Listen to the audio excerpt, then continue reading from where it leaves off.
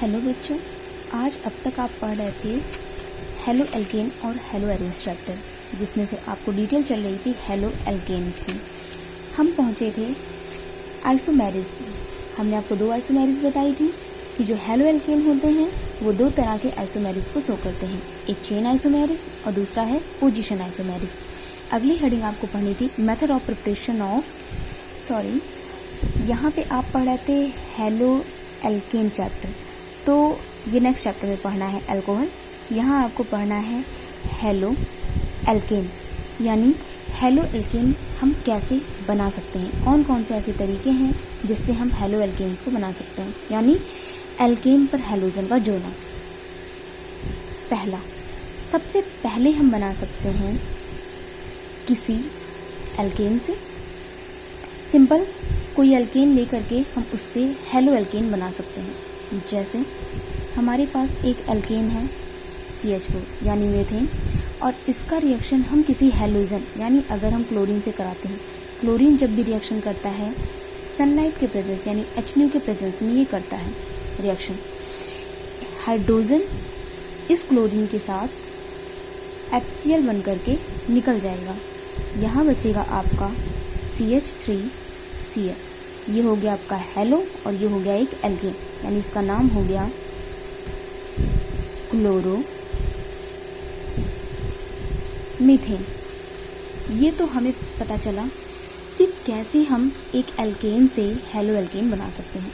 दूसरा, अगर हम कोई दो कार्बन का एल्केन ले लें यानी C2H6, इसका रिएक्शन हम Br2 से कराते हैं in the presence of HNO, तो यहाँ से HBr बाहर हो जाएगा और बचेगा हमारा C2H5 और Br। इसको हम कह सकते हैं ब्रोमो इथेन, सिंपल वे में। ये तो हमारा पहला तरीका था किसी एल्केन से हेलो एल्केन को बनाने का। दूसरा तरीका, हम किसी एल्कीन से भी हेलो एल्केन को बना सकते हैं।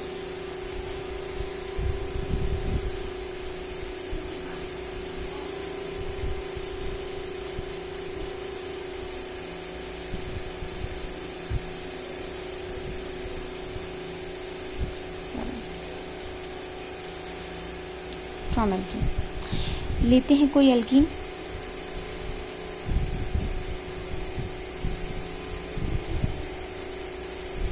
ये है कोई एल्कीन, इस पर हम हाइड्रोजन हैलाइड का रिएक्शन कराते हैं, तो ये हाइड्रोजन प्लस और क्लोरीन नेगेटिव में टूट जाएगा। ये बॉन्ड अगर हम ब्रेक करते हैं तो हमें मिलेगा CH2 की वैलेंसी खाली, इस पर एक हाइड्रोजन आ जाएगा तो ये हो जाएगा CH3 और एक खाली हुई वैलेंसी पे चला जाएगा क्लोरीन और ये बन जाएगा हमारा क्लोरो इथेन।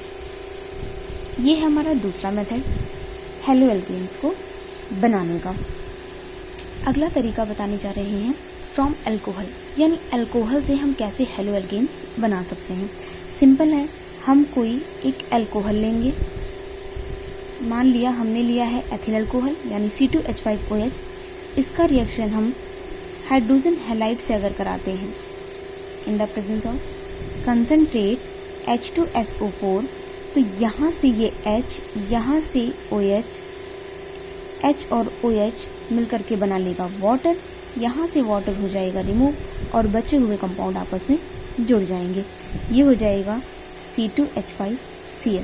ये है हमारा प्रोडक्ट क्लोरो इथेन, यानी एक हेलो एल्केन। अगला हम तरीका देख सकते हैं किसी फ्रॉम PCl3 एंड PCl5 यानी phosphorus trichloride and phosphorus pentachloride. ये बहुत ही इम्पॉर्टेंट रिएक्शन है जो हर एक चैप्टर में आएगा। इसकी एक ट्रिक हम आपको समझा देते हैं, इसे बहुत ध्यान से समझिएगा और याद रखिएगा। अगर आपको किसी भी रिएक्शन में PCl3 मिलता है, फॉस्फोरस ट्राइक्लोराइड मिलता है, तो उस कंपाउंड में H3PO3 रिमूव हो जाएगा। फॉस्फोरस एसिड इसे बोलते हैं। अब आप ये मत सोचिएगा कि यहाँ पर हाइड्रोजन और ऑक्सीजन कहाँ से आ गया, इस कंपाउंड में नहीं है। ये हमने कहा किसी रिएक्शन में लगा हुआ मिलेगा, इसका मतलब है इसके साथ कोई और भी कंपाउंड रिएक्टेंट जुड़े हुए होंगे। अगर उस रिएक्शन में PCl3 है तो आपको रिमूव करना है H3PO3। अगर किसी रिएक्शन में PCl5 लिखा हुआ मिलता है तो वहाँ पर POCl3 और HCl रिमूव होगा, जो बचेगा वो कंपाउंड के साथ जुड़ जाएगा। अभी हम इसको एक एग्जांपल के साथ प्रूफ करके दिखाते हैं।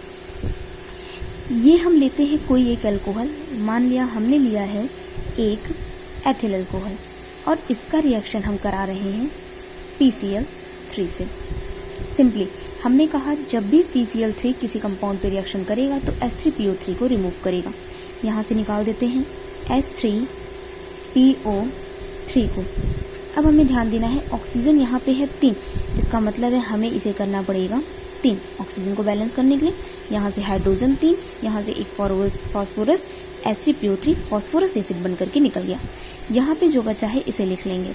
ये हो गया 3 मॉलिक्यूल हो गए C2H5, 3 ऑक्सीजन और 3 हाइड्रोजन यहाँ से निकल चुका है। बचा है आपका C2H5, बैलेंसी 3 खाली हुई। 3 मॉलिक्यूल होने की वजह से यहाँ पे 3 बैलेंसी खाली हुई, और क्लोरीन भी 3 है, इसलिए 3 क्लोरीन, यानी एक क्लोरीन यहाँ जोड़ेंगे और 3 क्लोरीन, ये बन जाएगा आपका क्लोरो इथेन। हमें बनाना भी था एक हेलो एल्केन। नेक्स्ट हम यही रिएक्शन सेम प्रोसेस कराते हैं PCl5 पर और प्रूफ करते हैं कि ये रिएक्शन सही है।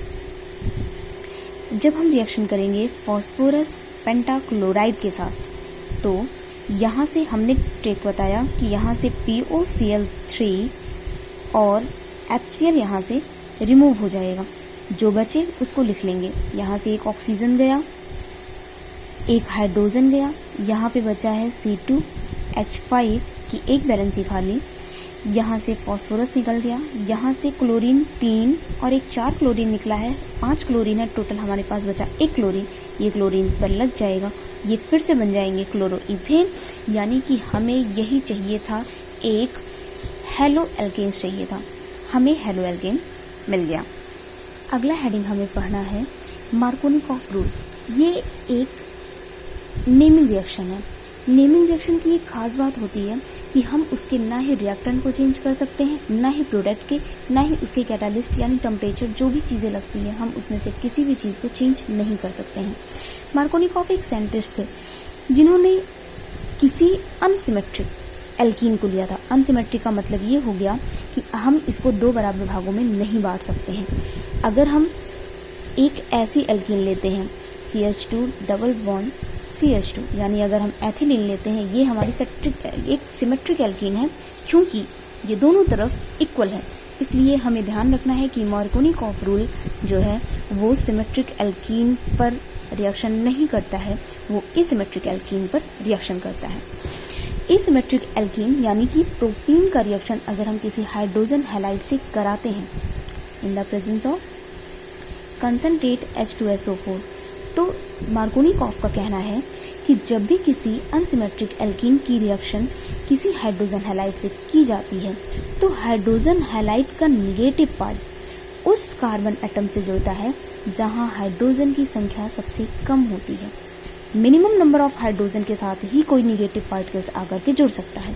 यानी अगर हम इसको ब्रेक डाउन करते हैं डबल बॉन्ड को, तो ये खाली हो जाएगी इसकी 2 वैलेंसी, एक इस पर और एक इस कार्बन पर। क्योंकि मार्कोनिकॉफ रूल ये कहता है कि निगेटिव पार्ट उसी कार्बन से जुड़ेगा जहां हाइड्रोजन की संख्या सबसे कम होगी, तो इस दोनों में सबसे कम हाइड्रोजन की संख्या है इस पर, यानी हमारा निगेटिव पार्ट क्लोरीन जुड़ेगा इस कंपाउंड पर, हाइड्रोजन जुड़ेगा इस कंपाउंड पर, और हमारा बन जाएगा ये 2 क्लोरोप्रोपेन। ये है हमारे एल्केन से या एल्कीन से कई सारे ऐसे मेथड्स हैं जिससे हम हेलो एल्केन्स बना सकते हैं। ये तो सारी बातें 5 रिएक्शंस जो थे, ये सारे के सारे एक मेथड हैं जिससे हम हेलो एल्केन्स को बना सकते हैं। अगली वीडियो में आपको मिल जाएगा एक नया हेडिंग, वो होगा फिजिकल प्रॉपर्टी। फिजिकल प्रॉपर्टीज सिर्फ आपको कॉपी में नोट करनी है और उसे याद रखनी है, उसकी और डिटेल्स नहीं चलेगी। और इसके साथ ही साथ आपको मिलेगी अगली हेडिंग केमिकल प्रॉपर्टीज़ की, जिसमें हम आपको बताएंगे कि केमिकल प्रॉपर्टीज़ में कोई हेलो एल्केन्स किस कंपाउंड से मिलकर के कौन सा प्रोडक्ट बनाता है। ये होगा आपका हेलो एल्केन्स का अगला वीडियो। बाकी आप इसकी नोट्स जैसे ये रिएक्शन है एग्जैक्टली ऐसे ही आपको करने हैं, इसके आप स्क्रीनशॉट पिक्स ले सकते हैं। और रिएक्शन के साथ साथ आपको इसमें सेंटेंस भी लिखने होंगे और इससे ज़्यादा आपको कुछ भी इसमें नहीं एक्स्ट्रा लिखना है। सबसे ज़्यादा ज़रूरी है इसके रिएक्शंस जो आपको मिस नहीं करने हैं। कोई रिएक्शन अगर आपको समझ में नहीं आता है तो वो आप पूछ सकते हैं फिर से। अगली हेडिंग आपको नेक्स्ट वीडियो में दी जाएगी। Thank you.